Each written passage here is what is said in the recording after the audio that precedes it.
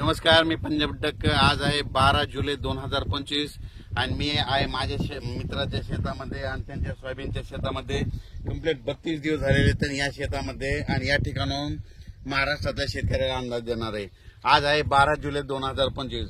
आणखीन तुम्हाला एक सांगतो की राज्यामध्ये 13 जुलै आणि 14 जुलैच्या दरम्यान राज्यामध्ये तुम्हाला सांगायचं झालं तर लातूर जिल्हा, सोलापूर जिल्हा, बीड जिल्हा, नगर जिल्हा, परभणी जिल्हा, जालना जिल्हा, संभाजीनगर, त्याच्यानंतर नांदेड जिल्हा ह्या भागामध्ये विखुरलेल्या स्वरूपाचा म्हणजे 13, 14, 15च्या दरम्यान भाग बदलत पाऊस येणार आहे। सर्वदूर नाही पडणार पण भाग बदलत 13, 14च्या दरम्यान पाऊस येणार आहे म्हणून हा अंदाज लक्षात येतो। सांगायचं झालं तर राज्यात म्हणजे पूर्व विदर्भामध्ये नागपूर, वर्धा, भंडारा या गोंदिया या पट्ट्यामध्ये आणखीन 2-3 दिवस तिकडल्या भागात पाऊस राहील। पण राज्यात मात्र सर्वदूर सध्या तरी पाऊस नाही। पण राज्यात मग तुम्हाला एक सांगू इच्छितो की राज्यामध्ये सध्या तरी विखुरलेल्या स्वरूपाचा भाग बदलत जिथं पडला तिथं अर्ध्या तासाचा, 1 तासाचा, 20 मिनिटाचा, 10 मिनिटाचा असा पाऊस पडणार आहे म्हणून हा अंदाज लक्षात येतो। मग राज्यात मोठा पाऊस कधी येणार आहे तर माझी सगळ्याला विनंती आहे, तुम्ही काय करा, आणखीन 4-5 दिवस आहेत, शेतीचे कामे करून घ्या, फवारण्या करायच्या तर करू शकता, खुरपण करू शकता। कारण की राज्यामध्ये 17-18च्या नंतर काय होणार आहे, तामिळनाडू, आंध्र प्रदेश आणि कर्नाटक या भागामध्ये आतापर्यंत 1-1.5 महिना झाला पाऊस नाही। मग आता तिकडे पाऊस सक्रिय होणार आहे म्हणजे ते 17-18 तारखेपासून तिकडे सक्रिय झाल्याच्या नंतर तो पाऊस मध्ये 18, 19, 20च्या दरम्यान मग परत कोणत्या भागात पडणार आहे की ज्या भागामध्ये पाऊस नाही पडला। मग त्याच्यामध्ये तुम्हाला सांगतो की त्याच्यामध्ये लातूर जिल्हा, धाराशिव जिल्हा, सोलापूर जिल्हा, सांगली, नगर, खडाष्टी, पाटोदा या भागामध्ये मग 18 तारखेच्या नंतर म्हणजे 18 जुलैच्या नंतर परत तिकडल्या भागात दक्षिणेकडे पाऊस सक्रिय होणार आहे म्हणून हा अंदाज लक्षात येतो। म्हणजे सांगायचं झालं तर तुम्हाला सांगू इच्छितो राज्यात मात्र पुन्हा परत 20 तारखेच्या नंतर आणखीन पाऊस वाढतच जाणार आहे। पण 18च्या नंतर काय होणार आहे की जे पट्टा आहे म्हणजे कोणता जे पावसापासून वंचित झालेला आहे, लातूर जिल्हा, बीड जिल्हा, सोलापूर जिल्हा, नगर जिल्ह्याचा काही भाग म्हणजे हे भाग आणि सांगली जतचा काही भाग, पंढरपूर या भागामध्ये तुम्हाला सांगू इच्छितो तुमच्यासाठी खरंच आनंदाची बातमी, 18 जुलैच्या नंतर तुमच्या इकडे पाऊस चांगला सक्रिय होणार आहे। कारण की काय होणार आहे, कर्नाटक, आंध्र प्रदेश, तामिळनाडू, केरळकडे तिकडे पाऊस सक्रिय होणार असल्यामुळे आता तिकडचा पाऊस आपल्याकडे येणार आहे। त्याच्यामुळे राज्यात 18च्या नंतर आपल्या इकडं दक्षिण भागात महाराष्ट्राच्या दक्षिण महाराष्ट्राकडे पाऊस सुरुवात होईल।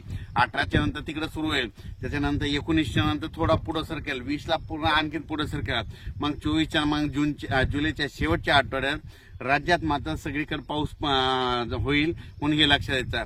बरेच शेतकऱ्याचे फोन आले की सोलापूर जिल्ह्याचे आले, लातूर जिल्ह्याचे आले, बीड जिल्ह्यातले आले, यावर्षी दुष्काळ पडतो की काय। मी म्हणलं तर मला सांगतो दुष्काळ काही वगैरे पडणार नाही।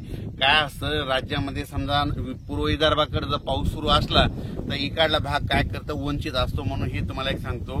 तसंच आता काय झालं की आणखीन समजा आज आहे 12 जुलै आणि 13 जुलैच्या दरम्यान तुम्हाला सांगतो की इकडे जळगाव जिल्हा, इकडं धुळे, नंदुरबार ह्या पट्ट्यामध्ये आणखीन 1-2 दिवस 12-13च्या दरम्यान तिकडल्या भागामध्ये तुरळक ठिकाणी भाग बदलत तिकडे पाऊस पडणार आहे म्हणून हे लक्षात यायचं। पण परत आणखीन एक सांगतो की राज्यातल्या मराठवाड्यातल्या शेतकऱ्यासाठी आनंदाची बातमी, काल जायकवाडी धरण मराठवाड्यात तहान भागवणारे जायकवाडी धरण काल 70% झालं। मी म्हणलो ना की 80% होणार आहे तर मराठवाड्यातल्या शेतकऱ्याचे आनंदाची बातमी म्हणजे जुलैच्या शेवटच्या आठवड्यात हे जायकवाडी धरण 100% भरणार आहे म्हणून मराठवाड्यातल्या शेतकऱ्यासाठी आनंदाची बातमी। पण राज्यात मात्र जे जिल्हे तुम्हाला सांगतो की पूर्व विदर्भ, पश्चिम विदर्भ आता तिकडला पाऊस म्हणजे काही रिसोड काही असा भाग आहे तिथं पेरण्यात सुद्धा पाऊस जास्त झाल्यामुळे त्यांना वापसा नाही तर पेरण्या राहिले तर त्यांना सांगू इच्छितो ह्या 2-4 दिवसामध्ये ऊन पडणार आहे, सूर्यदर्शन होणार, तितक्यामध्ये तुम्ही काय करा तुमच्या पेरण्या करून घ्या। कारण की तुम्हाला आणखीन 18 तारखेपर्यंत थोडीफार उघाड भेटणार आहे म्हणून तुम्ही तुमच्या पेरण्याची तयारीला लागा। त्याच्यानंतर राज्यामध्ये सांगायचं झालं तर जे वंचित जिल्हे आहेत म्हणजे पावसावाचून बीड जिल्हा, लातूर जिल्हा, सोलापूर जिल्हा, धाराशिव जिल्हा, नगर जिल्ह्याचा काही भाग तसेच कडा, आष्टी ह्या भागामध्ये पाऊस पडलेला नाही तर तिकडल्याला सांगू इच्छितो की आता उद्यामध्ये 13, 14, 15च्या दरम्यान विखुरलेल्या स्वरूपाचा एक पाऊस येणार आहे, म्हणून तुमच्यासाठी एक आनंदाची बातमी. सर्वदूर पडणार नाही, फक्त पाऊस येणार आहे, मात्र भाग बदलत पडणार आहे.